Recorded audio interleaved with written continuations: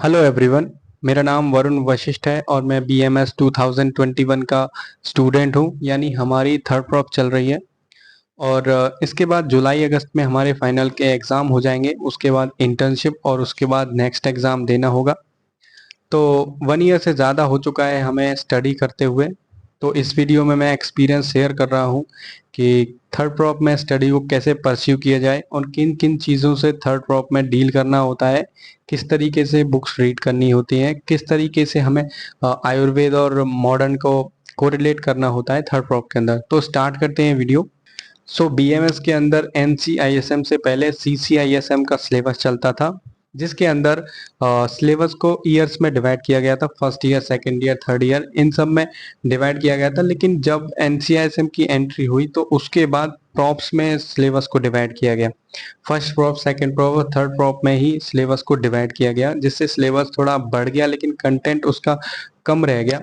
और NCISM के आने के बाद लास्ट प्रॉप में सारे क्लिनिकल सब्जेक्ट को ऐड किया गया है। इसके अंदर 6 क्लिनिकल सब्जेक्ट हैं, जिनमें शल्य, शालाक्य, काय चिकित्सा, कौमार भृत्य और आपका संहिता अध्ययन। इसके बाद आता है गायनेकोलॉजी और एक एडिशनल सब्जेक्ट जो कि रिसर्च बेस्ड है, उसको भी NCISM ने थर्ड प्रॉप में ऐड किया गया है। तो सब्जेक्ट वाइज बात करेंगे। पहले बात करते हैं शल्य की। शल्य के अंदर 2 वॉल्यूम की बुक आती है, जिसके अंदर फर्स्ट वॉल्यूम में जो है वो आयुर्वेद पार्ट होता है और सेकंड वॉल्यूम में जो है मेनली मॉडर्न पार्ट होता है। फर्स्ट टर्म में मेनली आयुर्वेद पूछा जाता है, सेकंड टर्म में दोनों आयुर्वेद और मॉडर्न को रिलेट किए जाते हैं। और शल्य के अंदर आपको मेनली जो मिलेगा वो सुश्रुत संहिता बेस्ड सिलेबस मिलेगा, क्योंकि आचार्य सुश्रुत जो थे वो सर्जन थे। तो शल्य में मेनली सुश्रुत संहिता बेस्ड सिलेबस ही आपको और कंटेंट आपको मिलने वाला है।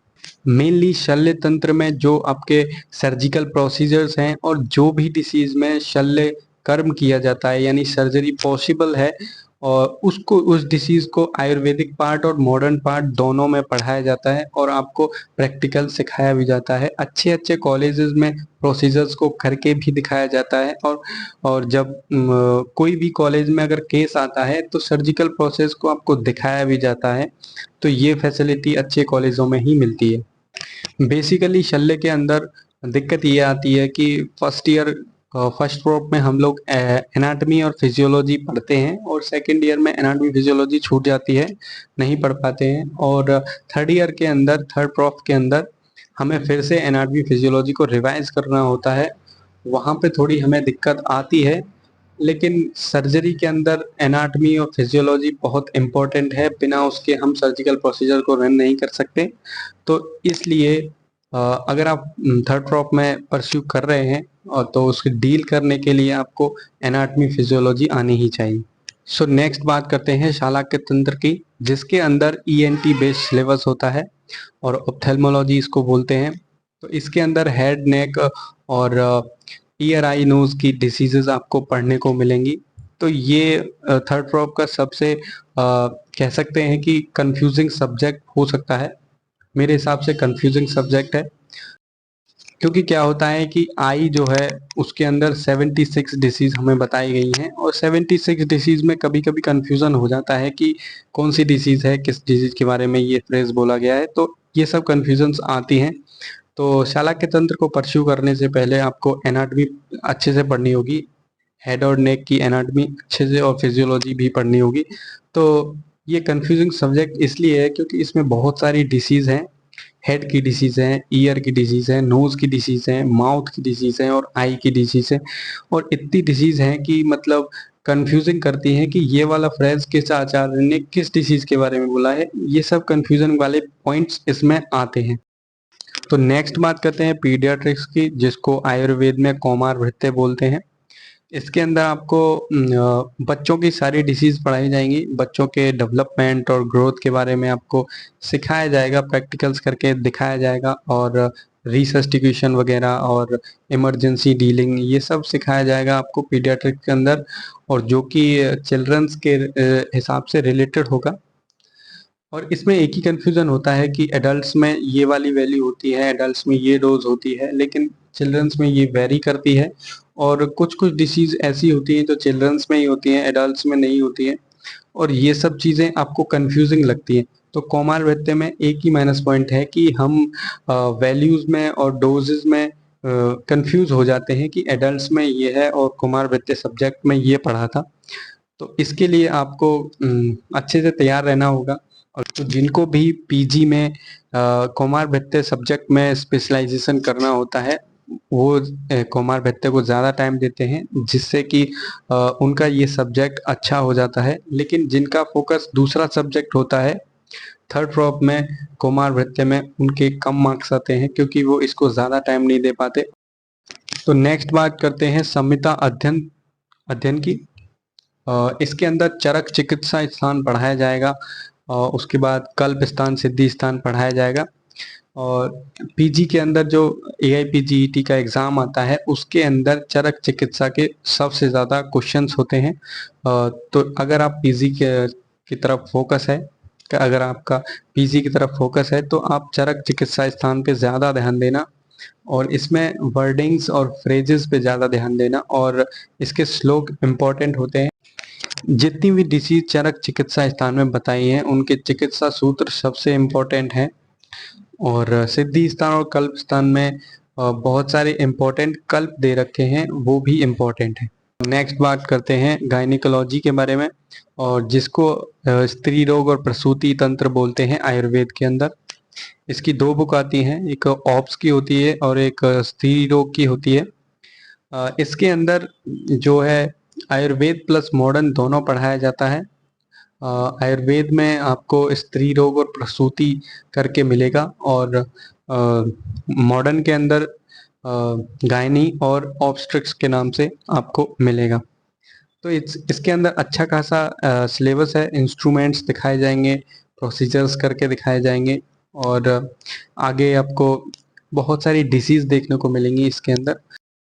तो नेक्स्ट बात करते हैं काय चिकित्सा का। मॉडर्न में इसको बोलते हैं जनरल मेडिसिन और इसके अंदर बहुत सारे डिसीज में आपको देखने को मिलेंगी। डिसीजेज को आयुर्वेदिक पार्ट और मॉडर्न पार्ट दोनों इसमें कवर किया गया है और अच्छे से उनकी जो चिकित्सा है उसको कवर किया गया है।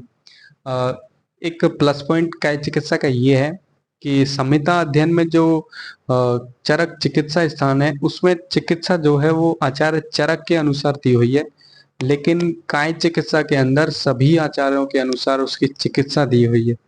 जैसे आचार्य वाग्भट ने क्या चिकित्सा करने को बोला है पर्टिकुलर डिसीज की और आचार्य चरक ने क्या दिया है उसी डिजीज की। तो ये कंपैरिजन मिल जाता है जिससे कि डिजीज को ट्रीट करने में आसानी होती है। इसके अंदर मरकरी प्रिपरेशन भी होती है, रस औषधि जिनको बोलते हैं, रस औषधि प्रिपरेशन भी होती है और कास्ट औषधि दोनों देखने को मिलती है और इनकी डोज बहुत इंपॉर्टेंट होती है। संहिता अध्ययन में आपको केवल कास्ट औषधि देखने को मिलेंगी।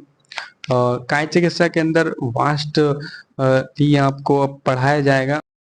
तो लास्ट में बात कर लेते हैं कि एडिशनल सब्जेक्ट जो कि NCRSM ने इसको ऐड किया है, रिसर्च बेस्ड सब्जेक्ट है। इसके अंदर आपको रिसर्च के बारे में पैरामीटर्स पढ़ाए जाएंगे और इसका छोटा सा सिलेबस है और इसका एक ही पेपर होता है और कम मार्क्स का ही पेपर होता है, 50 मार्क्स का लगभग पेपर होता है इसका। और इसके अंदर रिसर्च में जो पैरामीटर्स आते हैं, जो ग्राफ आते हैं, पाई चार्ट्स बनते हैं, जो फॉर्मूले यूज किए जाते हैं रिसर्च के अंदर, किसी भी रिसर्च को कंडक्ट करने से पहले उसका डेमोग्राफी क्रिएट करनी पड़ती है, एटियोलॉजी, एपिडेमियोलॉजी उसकी है क्या, उसको देखते हुए इसमें पैरामीटर्स आते हैं वो पढ़ाए जाते हैं। तो उनकी डेफिनेशंस, उसके क्लासिफिकेशन, उसके चार्ट्स ये इम्पोर्टेंट होते हैं। सो थर्ड फ्रॉप के अंदर 6 सब्जेक्ट हैं और एक एडिशनल सब्जेक्ट है। इनको पढ़ने से पहले आपको एनाटॉमी फिजियोलॉजी को स्ट्रॉन्ग फिर से कर लेना होगा, क्योंकि जब फर्स्ट प्रॉप में हम एनाटॉमी फिजियोलॉजी पढ़ते हैं उसके बाद सेकेंड ईयर में सेकेंड प्रॉप में एनाटॉमी फिजियोलॉजी पढ़ने का समय नहीं होता है, क्योंकि वहाँ एनाटॉमी फिजियोलॉजी रिवाइज नहीं कर पाते हैं तो वो गैप हो जाता है। और थर्ड प्रॉप में आते आते एनाटॉमी फिजियोलॉजी का रिवीजन इम्पॉर्टेंट है। बिना उसके ना आप सर्जरी कर प्रोसेस करोगे, ना गायनी पढ़ पाओगे और ना ही ऑप्थेल्मोलॉजी पढ़ पाओगे। और फिजियोलॉजी भी उतनी ही इम्पोर्टेंट है एनाटॉमी के साथ साथ। तो थर्ड प्रॉप के अंदर एनाटॉमी फिजियोलॉजी पढ़ के जाना और थर्ड प्रॉप में क्लिनिकल सब्जेक्ट हैं, तो पेशेंट का एक्सपोजर मिलता है, हिस्ट्री टेकिंग वगैरह, डायग्नोसिस वगैरह, ये सब बनाने में फील आती है डॉक्टर की। और क्रिटिकल केसेस, अच्छे अच्छे केसेस देखने को आपको मिलेंगे। कैंसर का केस है, रूमेटॉइड अर्थराइटिस, आम वात, वात रक्त, और ये सब सियाटिका, ये सब केसेस आपको देखने को मिलेंगे। अच्छे से कॉलेजेस में ज़्यादा पेशेंट फ्लो होता है और उसमें अच्छे पेशेंट आते हैं। लेकिन आयुर्वेद के अंदर पेशेंट वही आता है जो एलोपैथी भी ले चुका है, होम्योपैथी भी ले चुका है, लास्ट में आयुर्वेद में आता है। तो मान लीजिए कि आयुर्वेद के अंदर केवल क्रिटिकल केसेस ही आते हैं। तो थर्ड प्रॉप में क्लिनिकल सब्जेक्ट हैं और क्लिनिक्स में कमान रखने के लिए आपको एनाटॉमी फिजियोलॉजी आनी ही चाहिए। तो थर्ड प्रॉप में जाते जाते एनाटॉमी फिजियोलॉजी एक बार रिवाइज कर लेना। इस वीडियो में इतना ही। So thank you guys, have a nice day.